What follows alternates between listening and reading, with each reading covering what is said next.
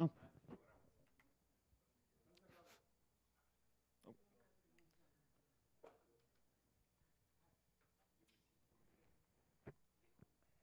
Pues sí, ¿no? Ya empezamos.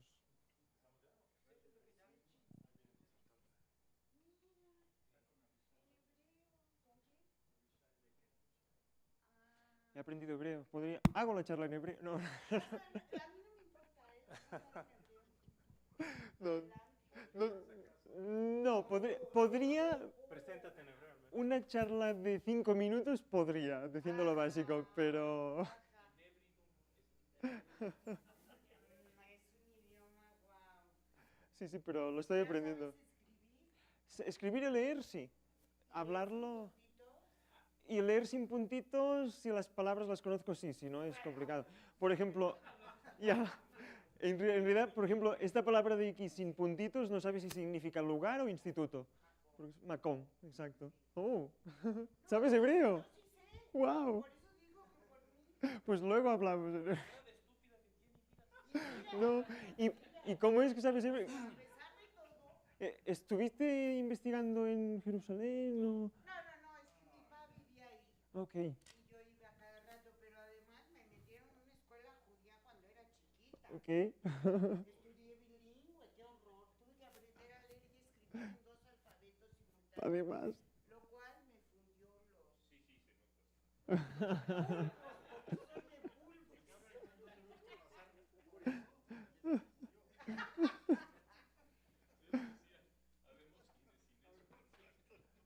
Bien, bien. Okay. Okay. Okay. In English, let's start.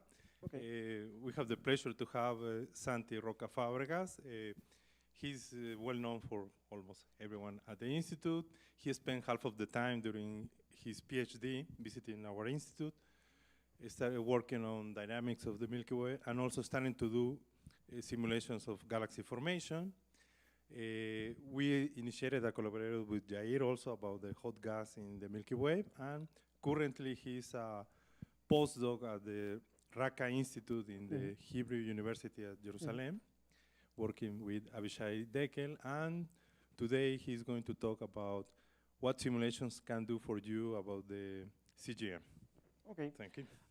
Well, again, it's a pleasure to be here one more time. I think it's not the first time I am giving a colloquium here, but it's the first time I am giving a scientific colloquium. The other times it was the colloquium of joke, no? The colloquium de broma. O sea que today it will be quite different as the previous cases. I hope, yeah. I hope it will be a little bit more interesting, or not, than the other ones, but well, I will. Okay, yeah. Well, as Octavio said, I will talk you a little bit about a project we started in collaboration between the University of Barcelona and here in the Institute of Astronomy of the UNAM, which is related with the simulations and body simulations, and also to study the CGM. That is something that now I will show you and tell you what is it. Okay, this works. Yeah, perfect. Well, the main picture of the CGM, what is the CGM? Basically, the CGM is the gas, a low-density gas that surrounds galaxies and clusters of galaxies. In here, for example, you can see 2 pictures of a simulation in where you can see here the galaxies, as you can imagine that you would see if they are emitting only light as the usual, the visible light. And also, if you plot the gas, you can see that the gas surrounds completely these clusters of galaxies and really fills a very big volume around the galaxies.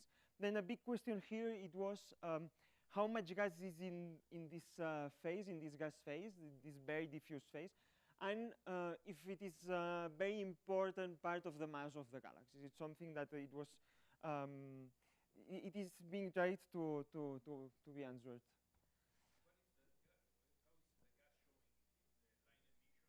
No, here is only plotting the density, is a density map. This is simulations, it's not observations. Yeah. Okay, And why it's so interesting to study how much mass is inside this CGM, this very diffuse gas around galaxies? Well, first of all, starting from the beginning, it was inferred from cosmological observations that there is an amount of matter in baryons and an amount of matter in dark matter. And the portion of matter that is in baryons derived from, for example, the Planck observations. If you fit the power spectrum and you see how is distributed the temperature fluctuations, you can derive that the baryonic fraction is more or less 0.16. This number means that around 0.16 of the matter, not the entire amount of energy, and no, the matter is in baryonic phase. The problem is that when we observe galaxies, or it was the old picture when we were observing the galaxies only from the light, from the matter that is very bright, we found that only the 10% of the baryons predicted from the cosmology are inside the galaxies. Then what arose was what it was called the missing baryons problem. And it was very difficult to solve this problem because we were not able to find these baryons anywhere. It was like, in fact, these baryons were missing. However, the observations improved, and we found that maybe this matter can be in other phases, like this gas that is around the galaxies and is very diffuse.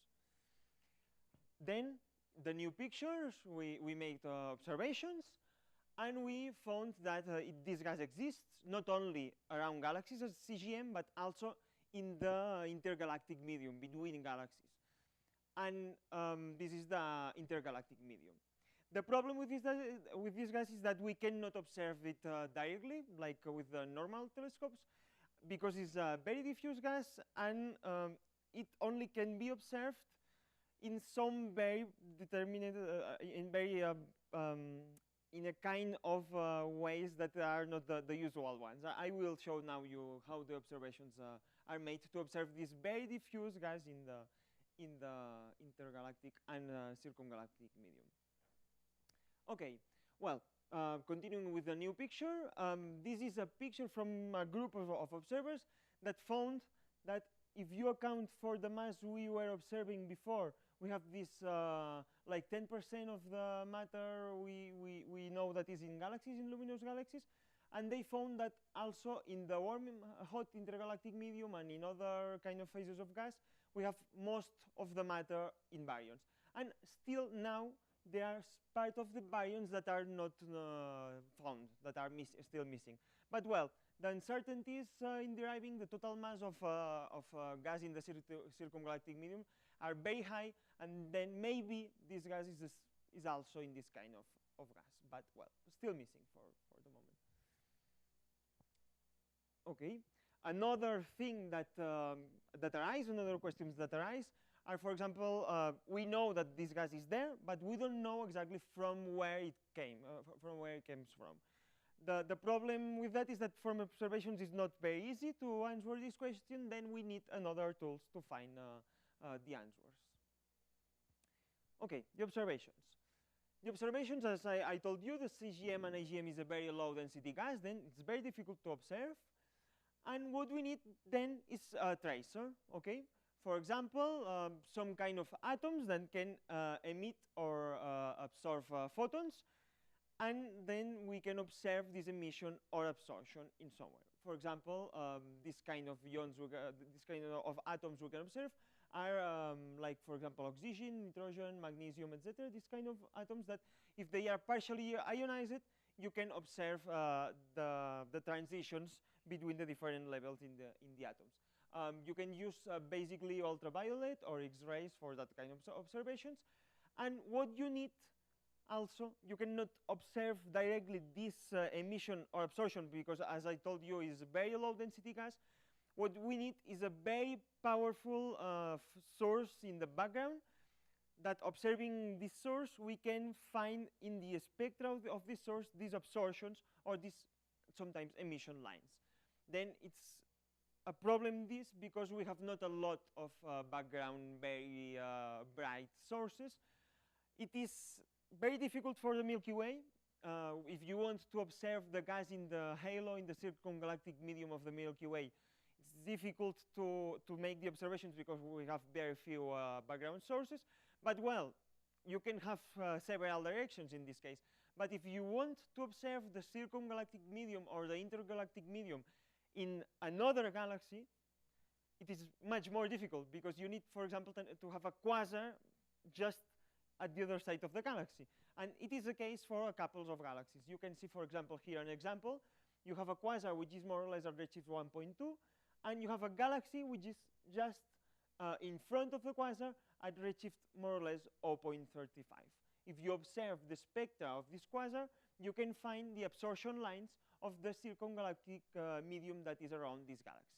Okay, for example, here you have an spectra, picture here a cartoon to see a quasar here, the Earth should be here, and all the galaxies that are in the line of sight, you can say that the gas is absorbing, and you can see the absorption lines in the spectra. And that's the way we can infer properties for the circumgalactic and intergalactic medium. If we also have emission, if we have only absorption, we can get the column densities. If we also have some emission lines, which is very difficult, you can find just the real volume density of the region. But well, it's not something very usual to have this information. Okay, from observations, as you can see from what I explained to you, it's very difficult to infer the CGM mass because we have only very few number of directions to observe. For our galaxy, we can have, now we have around more than 30 directions from the work of Yair Krongel. But for external galaxies, as I told you, there are some galaxies that you have two lines of sight because they are like kind of binary quasars in some cases, but usually you have only one line of sight. And then it's very difficult from only one line of sight to know the total, to infer the total mass of the galaxy. Why? Because maybe with only a few directions you cannot know exactly the distribution of gas around the galaxy. We tried to make some kind of mock observations in this work we presented this year in collaboration here with people in the institute, and we found that in fact you can have very important biases if you assume, for example, that the gas is distributed in a non-homogeneous sphere around the Milky Way, for example. Here you have, for example, some simulations in where you can see that, in fact, if you have the galaxy just in the middle here, you can see the scale here is more than 100 kiloparsecs. The disk is around 20 kiloparsecs in here in the middle, and you have all this that is the circumgalactic medium, the gas, and you see that it's not homogeneous. Then if you have a line of sight that coincides with a place that the column density is very high, if you say that the entire sky is with the same column density, then you will have, as a result, much more mass in the circumgalactic medium than the one that is really there. No? This can be a problem. Another problem we have is that you cannot know exactly the ionizing fraction that is in the circumgalactic medium. Why is this important? Well, because then you cannot tell the total mass on the atom you are observing. No, you don't know the ratio between the neutral gas and the ionized. Then you cannot know the total mass of this element, and that's important because if then you go, you try to make a model with the abundances, something that is very difficult also to know, and you try to infer the total mass in hydrogen, well, at the end you can have a very big dispersion of masses for the total mass of the CGM. Okay, then there are lots of uncertainties that you have to take into account when you do observations. Then what you can do simulations. Okay, simulations. Then what are simulations? In general, simulations are these controlled experiments that are used in lots of different fields of physics that allows you basically to try to know things that due to the very long time scales or due to the spatial scales you are not allowed to observe with the real experiments. In our case, we do simulations of galaxies to try to find properties of these galaxies and how the galaxies form and evolve. In astronomy, the basic simulations are kind of easy in the sense that the main driving force is the gravity. We want the first step is to compute properly, numerically in computers, how the gravity acts in the systems. This in the simulations of galaxy formation. I am not talking about simulations of, for example, stellar evolution, in where not only gravity is there present, but other mechanisms are also very important. And we have, in this field of the simulations of galaxy formation and properties, we have different kinds of simulations that depends on the level of realism or the thing you want to study. For example, we have the test particle simulations, which are simulations in where what you do is you have an analytical potential, and you put particles there, which we call test particles, that are not generating gravity. You only allow these particles to move inside this analytical potential. And this is very useful, for example, to study orbits. You can study how these particles move, the orbits of these particles, inside this analytical potential you know. Also, it is interesting to use these particle simulations to find, for example, which kind of kinematics will develop a stellar particle inside a known potential. This is also very useful. And also, it's very good for these particle simulations that they are not very CPU time consumers. You can do very fast in a computer, and you can do lots of orbits of particles in test particle simulations. A second step are the pure n-body simulations. In this case, you only compute the gravity, how the gravity acts between the particles. But in this case, it is more realistic because what you have is particles that feel each other. And the general potential is not analytical, but the same particles are creating the total potential of the system. Then somehow, it's much more realistic than using test particle simulations. And you can make another studies, like, for example, you can study how the large scale structure of the universe develops, for example, because gravity is basically the driver of this kind of things. Okay? And the next step you can do is to include other forces, like, for example, the hydrodynamics, the pressure, how the temperature evolves in the gas, etc. This is hydrodynamics. And then if you include that, you can do much more science in terms of, for example, the formation of galaxies, the formation of the stars in galaxies, clusters, etc. The problem with this is that as you go from the test particles to the n-body plus hydrodynamics, you usually, this is a picture, for example, of time evolution from high redshift to low redshift of dark matter, gas, temperature, and entropy.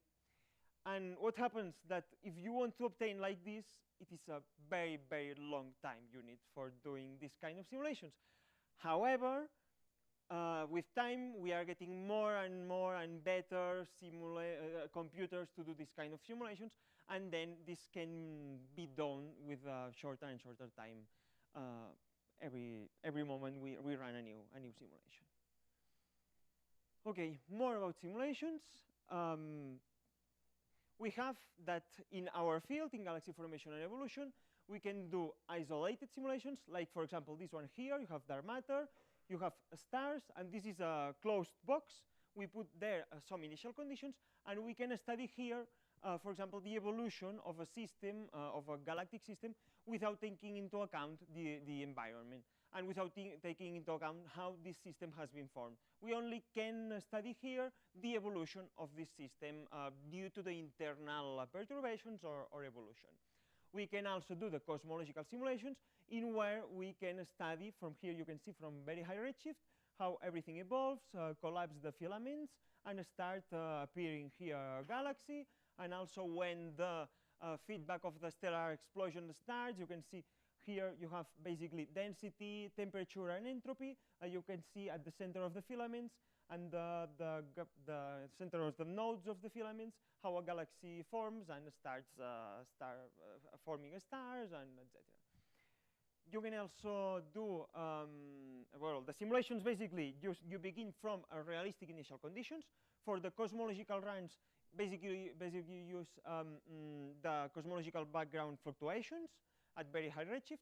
For the isolated ones, what you use is kind of self-consistent configuration of a disk, stellar disk and a dark matter halo made of particles, and you can also include gas. And from these realistic initial conditions is where you start the simulation. In our case, we use something that is called the zoom-in technique that allows you to make cosmological simulations with very high resolution, but with a lower CPU time. And these simulations, basically what you do is first a very low resolution simulation with only dark matter.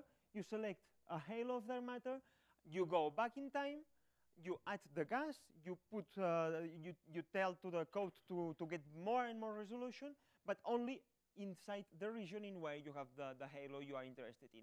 Then you run all the simulation up to redshift 0 or up to the redshift you want, and you can get very interesting results and with a very high resolution, and also with all the properties of hydrodynamics. This is what is so-called zoom-in technique, and lots of different groups are using this kind of techniques. For example, here you can see at the end of the simulation, here we selected the halo, and you here can see all the cosmological box. This is only dark matter, the filaments, and this region that is enhanced in red is the region we have put the gas and also the high resolution. And this is what we call the zoom-in technique, and in the middle of the high resolution region, you can see here this galaxy, which are the one we are interested in to study. This is in fact the model I will show you in a minute. It's called Garrocha. Okay. Why we choose it? It was a matter of we choose it. Our restrictions were a halo with mass similar to the Milky Way, a halo that has no major merger, still redshift 1, and also a halo more or less isolated in a filament, because we wanted a Milky Way-like system. And it coincided that this system was in the border of the box. But as we have a periodical boundary conditions, it's not in fact very important to have the simulation in the border of the box. Yes, it's also a matter of the code. For example, other codes, when they do the zoom-in technique, they center the system in the middle of the box. But at the end, as it is a periodical box, is not very important. Okay. Then, now mixing both simulations and, well, what we can do using simulations, we can get a lot of information. The first part of information is from simulations.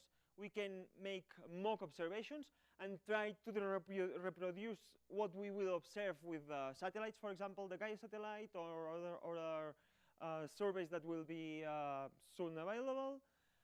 You can also study the temporal evolution of this physical system, something that you can usually not do with the observations. For example, in here, the simulations were presented in these two papers this year, Roca-Fábrega and Colin 2016. You can study, for example, the formation of disks, the formation of bars and spiral arms, the inflow of satellites in these galactic systems, also a little bit about chemical evolution, and also, well, how the stellar disk is distributed in thin disks, thick disks, and alt spheroids. For example, lots of things that can be done using this kind of simulations of galaxy formation. Well, you know, simulation, it seems that, till now, it seems that simulations are very nice and you can do everything, but you know that this is not the case. The simulations has some limitations, and you can very easily make some important mistakes, and you have to be very careful. Basically, sometimes I heard someone telling me, "Oh, but it's your simulator. Wow, it's very easy. You are not a real researcher because you push a button and you get everything." Well, you know, it's not like that. You cannot get a code and push a button and start the simulation, and after 2 years start analyzing it. You have to control everything, and you have to be very careful about what you are simulating and how you are simulating these kind of things. For example, the simulations are only useful for the problem you are trying to reproduce. You cannot go farther than the point you are simulating. Okay, And that's, to understand a little bit more that, you cannot use a cosmological simulation to study, for example, how a flight crashes with a car, for example, no? Because the scales are very different, and obviously you are not resolving the flight or the car in the cosmological simulation. Then you have to take into account that only the things you are planning to simulate will be able to be analyzed from the simulation. In fact, this can be summarized by the temporal resolution, the spatial resolution, and the mass resolution, and is basically, for example, the temporal resolution gives you a limitation in the things you can observe. For example, if you have a very big temporal step, you will not be able to simulate properly orbits. Like, for example, here is like a simulation of a launch of a satellite and how this satellite starts orbiting the Lagrangian point. If your time step is not resolving a lot this orbit, if you have only 2 times the steps in between the beginning of the orbit and one entire orbit, the code will not know if the particle has went from here to the other side doing all this orbit or directly from a straight line, no? Then if you want to study the orbit, you need very small time steps and the proper time steps to study the problem you are trying to study. Another case for the spatial resolution, if you want to study the big filaments in the cosmic web, you can use a much lower resolution. But if you want to study how a galaxy rotates and how particles in the galaxy interact and you develop a bar, you need a much higher resolution in the space, in spatial resolution. And also in mass, for example, in this case, to study a collision of these galaxies with these very big particles, it seems is not very realistic, for example, no? Then depending on what you want to study, you have also to take into account the mass of the particles you are putting in the simulation, if they are the proper ones or not for the problem you want to study. Also important, if you use not only n-body, but also you add the hydrodynamics and other physics that is not only gravity, you have to take into account which kind of processes are you including and which kind of processes you are not including. For example, in our field, in galaxy formation and evolution, you can include or not IgN feedback, how IgN expels gas and how heats up the medium. If you are not putting the IgN, you have to take into account that some properties of this galaxy maybe will not fit exactly with observations, and you are not able to observe this kind of properties.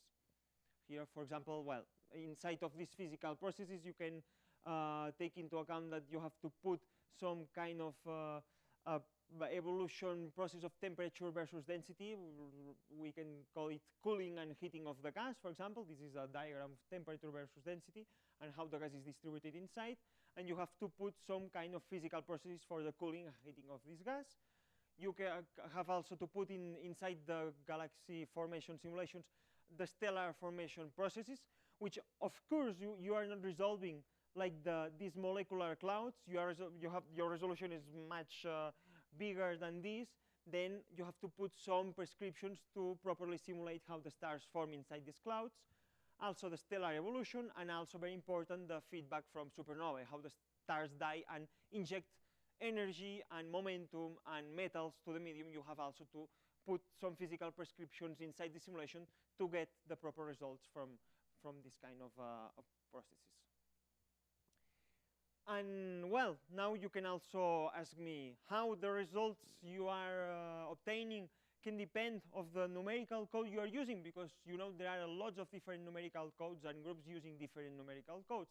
Well, I was talking about that last Tuesday in the data seminar, and we are doing basically now, I am inside the collaboration which is called Agora, in where we are using a set of different models, different codes. Now there are 9 very active participating code groups, and we are getting as a result that the main properties of galaxies that we form using the different numerical codes are converging. Then, in fact, at the end, the general properties does not depend a lot on the numerical code.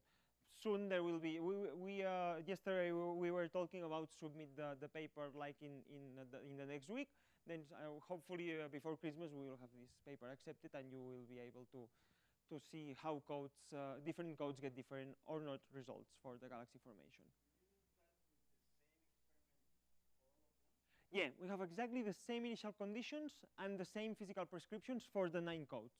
And then the results will depend only on the code, not on the physical prescription or the initial conditions. Yes, we have fixed a lot the parameters to get the answer to this question basically. Also, you can ask yourself which physical prescriptions, because there are lots of different physical prescriptions for the supernovae feedback, for the star formation, are best reproducing the properties of galaxies. Well, in fact, we don't know, and the tests we can do is to make simulations changing the different prescriptions. For example, you can see that here using only supernovae or adding also the pressure due to the younger stars, no, the photons from younger stars, you can get very different morphologies for disks, concentrated disks, or less concentrated disks with more clumps in the disks. You can also get different results. For example, if you use only the supernova feedback, which is how the stars are exploding, or if you use only the radiation pressure, or if you combine both, you can get different results. And it's very interesting from this study that you can see that using only supernova you get a result, using only the radiation pressure you can get another result, but the result is much different. It's not linear, the progress of using all of them. You can see the outflow rate, which is basically how gas is going outside to the disk. Here is 2.6 with only supernova, 6.3 using radiation pressure, but if you combine both, it is 34. It's not at all linear, the progression when you are adding the different feedbacks. It's not an easy thing to analyze. But what is very interesting is that, well, here is the different prescriptions also, for example, for putting an AGN inside the galaxy or not. And here, this gives me the way to introduce the fact that using different feedbacks, what we are doing is changing a lot the CGM in the simulations. If you use, for example, what we can call low feedback or higher feedback, you are making a very big differences in the CGM, in the gas around galaxies. And this is very interesting because that means that the CGM properties are a very good laboratory to test the different feedback prescriptions and which one are better to be used when we do simulations and if we want to make simulations to resemble the observations. And this is more or less the basic scheme we want to follow in our studies of the CGM in simulations. Then, what can observations do for simulations? Well, first of all, if we observe the CGM can give us very important information, very big constraints for the feedback we have to implement to reproduce the galaxy environment. And also, the CGM observations maybe can help us to rule out some of the subgrid physics that are now being used for galaxy formation and evolution. On the other way around, what can simulations do for the observations? Well, from observations, we can predict what observers should observe in the circumgalactic medium. That is something I told you it's very difficult to observe. And also, the simulations can help us to understand what we observe. Sometimes we observe some properties, some gas at different temperatures, and we don't know exactly from where this gas came from. Then simulations can give you some kind of answer about this kind of things. Like summarizing this part, if we have observations, which is the first thing we had about the sky, no observations, we can make theory about what we observe and try to understand the things we are observing. But maybe from this theory we can try to simulate some things, some processes that has not been observed, and we want to know how they work. Then simulations maybe are predicting something that the first observations were not good enough to observe, but suddenly the observations get better and you can observe more and more things. You can compare these observations again with simulations. You can make more theory, and from this new theory and new observations you can go to the simulations. Now you have a better computers, you have better physical prescriptions implemented, then you can get more answers about these observations and make new predictions, and go again to the observations to predict what they should observe, and again do this cycle and get more and more information and more knowledge from this this kind of feedback between observation, theory, and simulations. Then it's very useful to be in close contact, the observers, the theorists, and also the, let's call them simulators. And okay, this was the first part of the talk. Now very fast I will tell you about the results and the projects we have been doing with the people here in the institute. Basically now we have two sets of models. The first one presented in Roca-Fábrega 2016, which are called the Garrocha models, and a second set of models that are SP1 to 8 models presented in Colin and collaborators 2016. And both of them are cosmological simulations of Milky Way-sized galaxies in a cosmological environment, and with very high spatial and temporal mass resolution.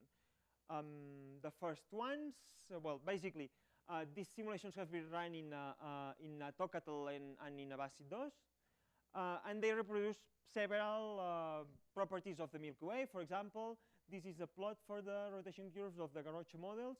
You can see here, this is how the stellar component is rotating as function of radius. You have here as red observations of young places with a star formation. You have in black our rotation curve, and you can see that our rotation curve is fitting quite good with the observations. We also have that in no, it's ART, Adaptive Refinement 3 code, yes. Yeah. In these cases, we are using N-body plus hydro. This ART code is from Clipping 2003, I think. Clipping Kaptsov. Yeah, but the new version, well, yes. Clipping and Kaptsov. Yeah. These are zoom-in simulations, and then the halo we have simulated is basically a Milky Way-like system. The observational one, well, our goal at the beginning was to compare it with the Milky Way. Basically, that's why I put it here, the comparison with the Milky Way.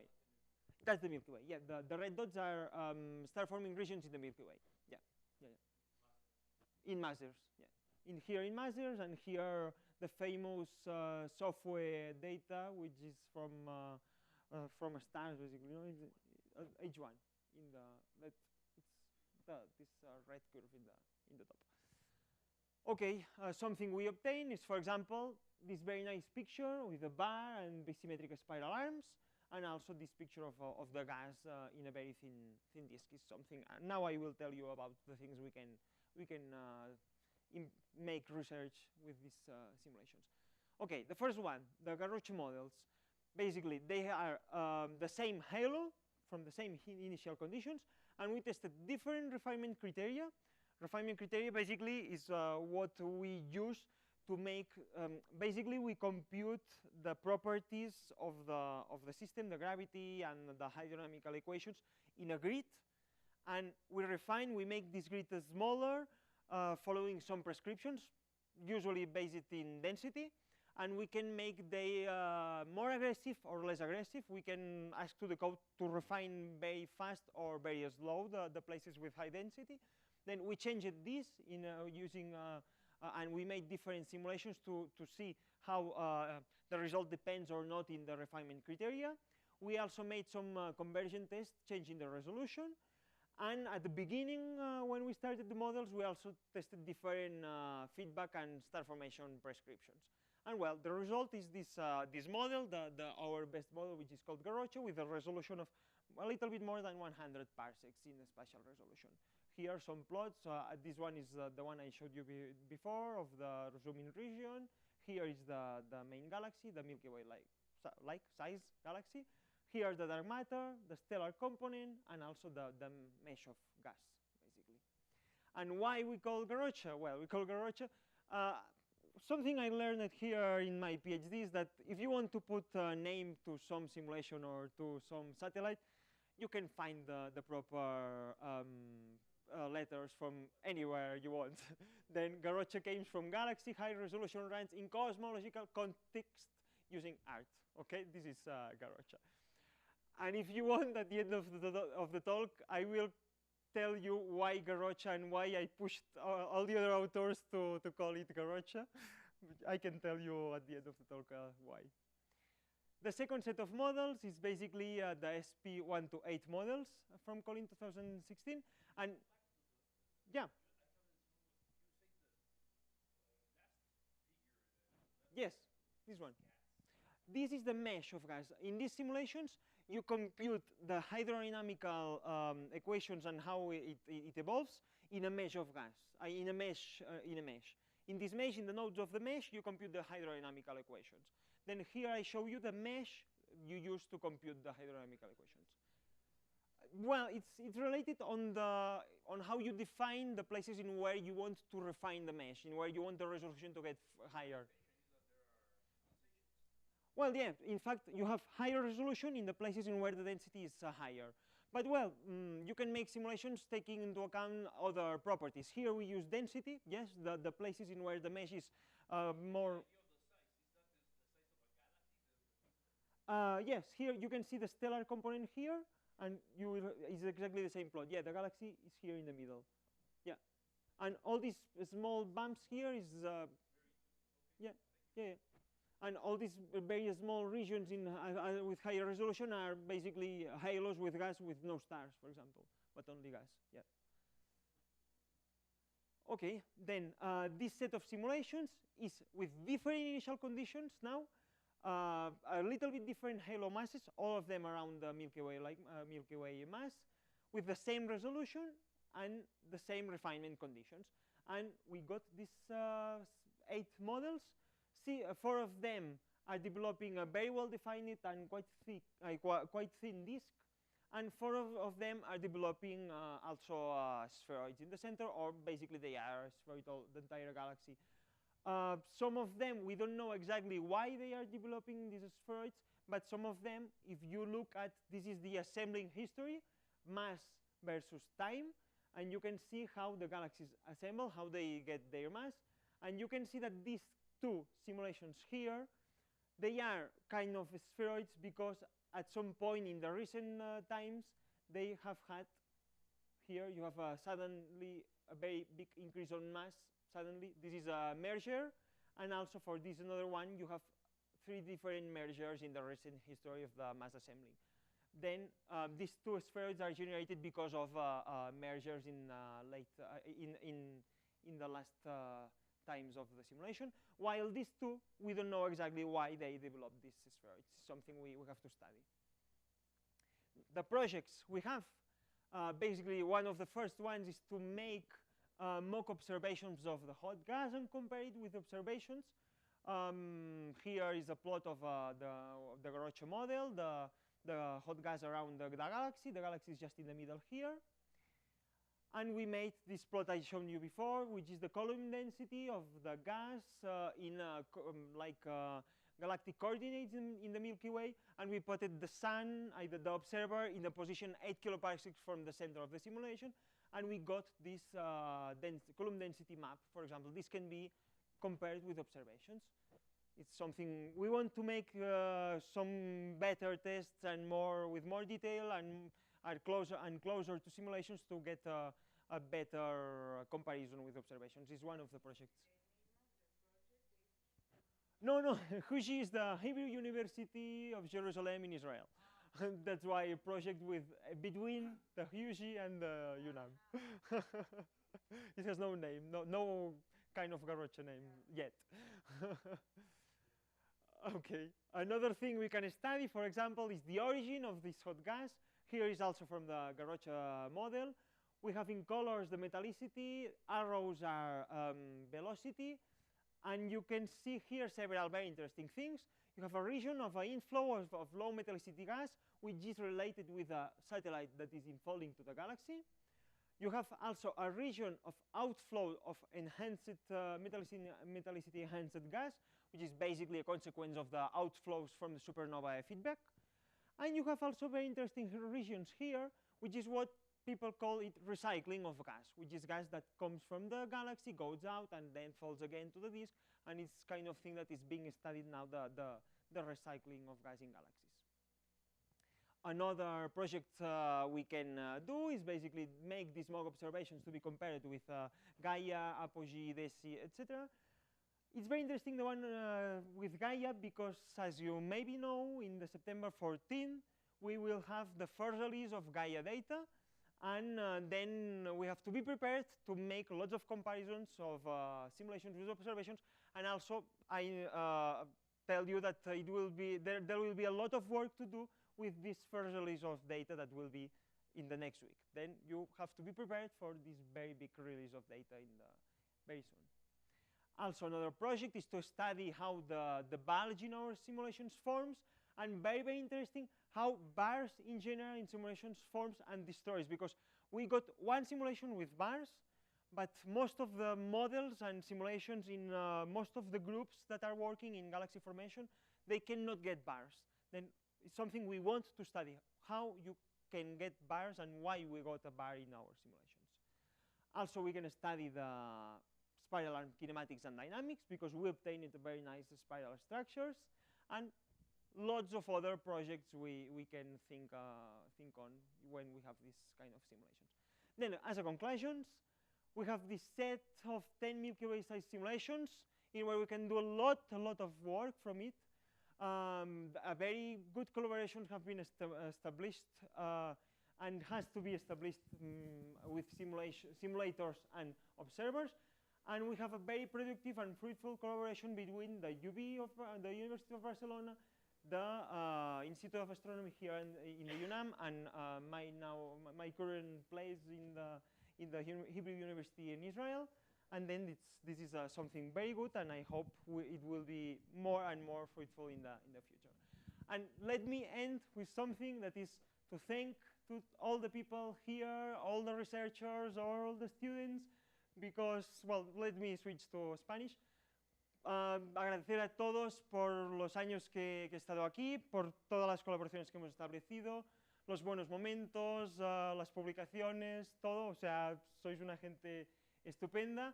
Algunas fotos de cosas que hemos hecho por acá, pues muchísimas, ya veis, con todo el mundo. Y simplemente deciros que por todo eso, pues, muchísimas gracias. Thanks to the speaker. Okay, questions, comments in English or Spanish? Okay. Okay, if you want. Si quieres. No, I have two complementary questions. Okay. I didn't go to your talk yesterday, but okay. So the first one is About you Agora? mentioned no, the one about comparing different codes. Yeah. Agora. So you mentioned that you have done that, but I mean, I would like to know how much the results differ. And complementary, when you choose different halos in the same simulation with the same subgrid physics, how do the results compare? Okay. Okay. You mean how we compare results from the different codes if we use everything exactly the same? Exactly. What is the typical, uncertainty on some key measurements? And the same when you use the same simulation, picking up different halos, or different Milky Way-like halos, and with the same subgrid physics, how do the results compare? Okay. In the first case, the first steps in the Agora project were to compare dark matter-only simulations. Why? Because the first and very basic thing that can be different from one code and the other is the gravity solver. And there are quite big differences in how you compute the gravity. Then the first step was to compare a dark matter-only simulation.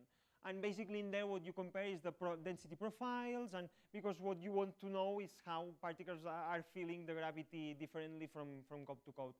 The comparisons are basically these ones, velocities and densities. And we found that there is no difference, in fact, using one or another gravity solver.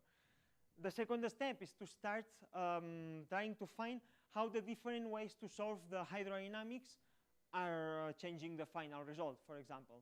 And this is what we are doing now, including the hydrodynamics, the same hydrodynamics, In fact, it's not exactly the same hydrodynamics. The thing is that we are implementing the same physical processes, but maybe you are implementing it a little bit differently. Then what we are testing is if implementing the same physical processes in a different way are getting the same results or not. Then the things you can compare, again, velocity dispersions, density profiles, amount of gas in the different phases, and these are the kind of comparisons with it.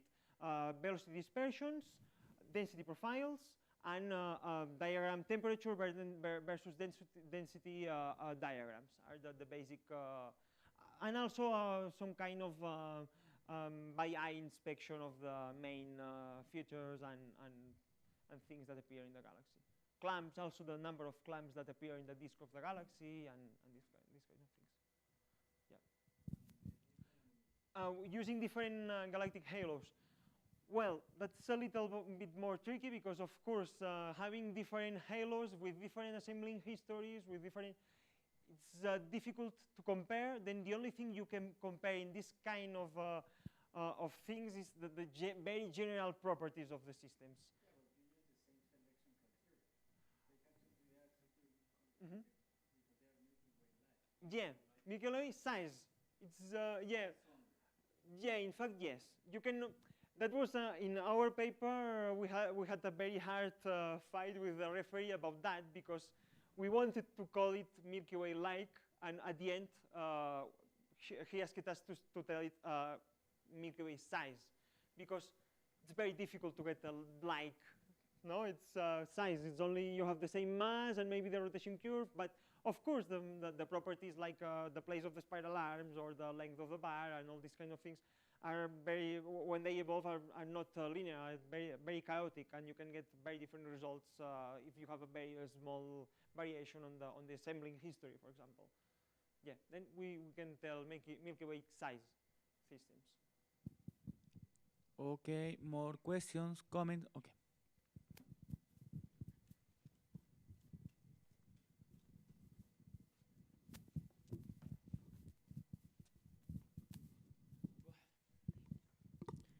Thank you.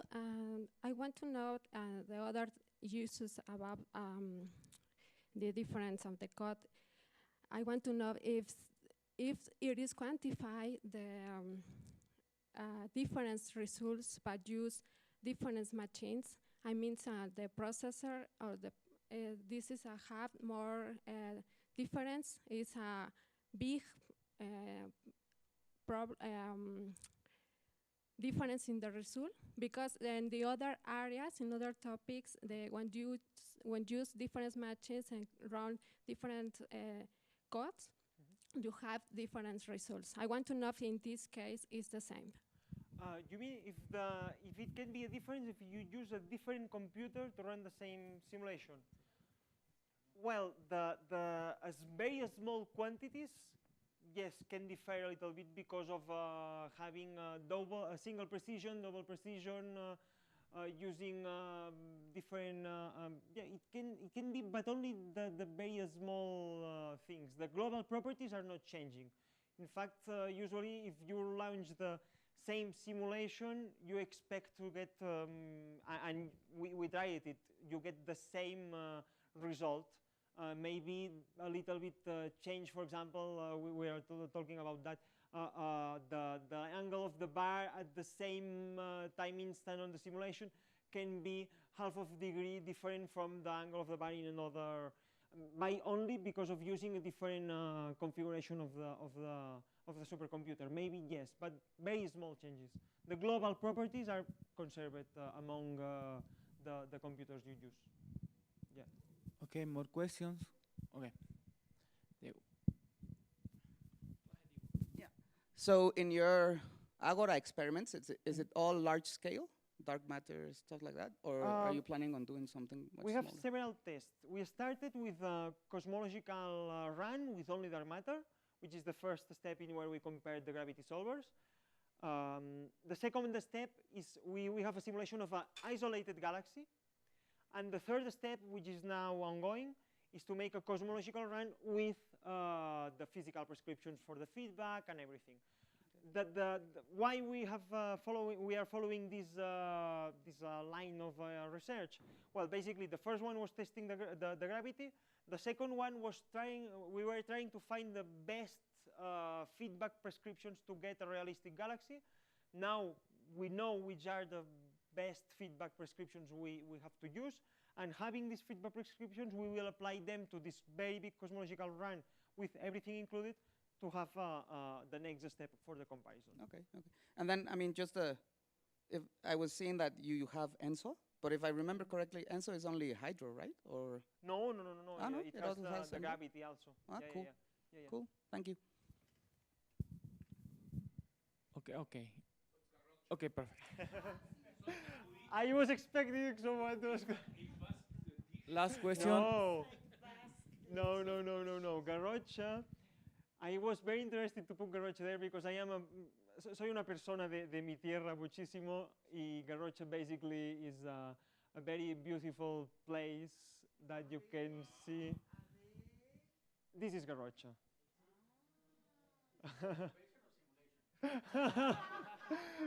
I think it's observation. Yeah, this is, Octavio knows perfectly well this peak here, Octavio.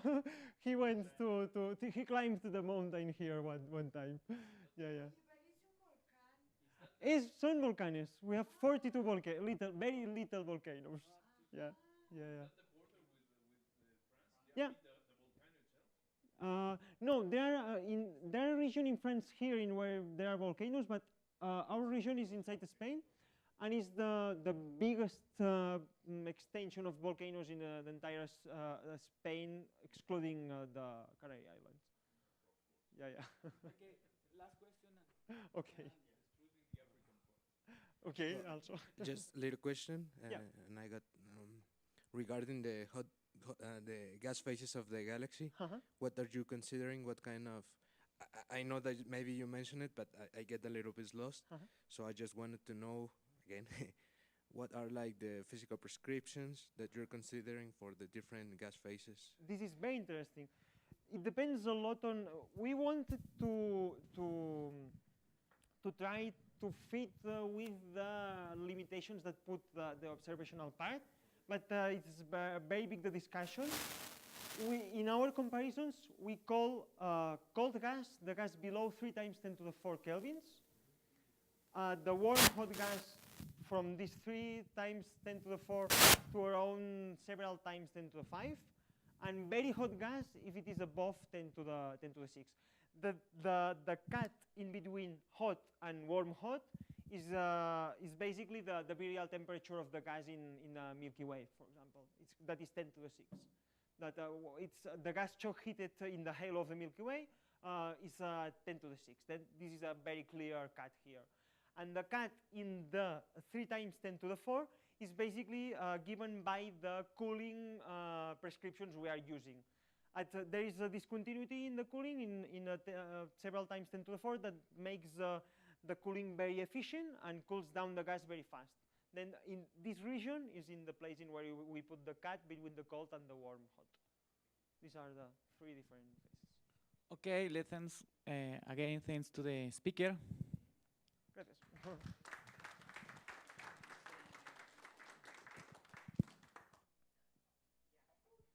Bueno, justo tiempo. Ahorita, sí, claro.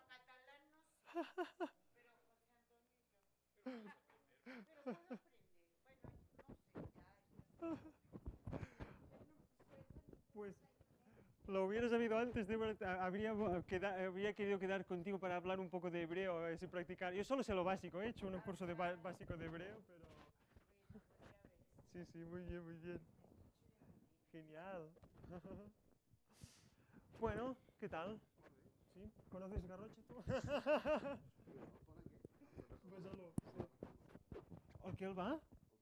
Ah, sí?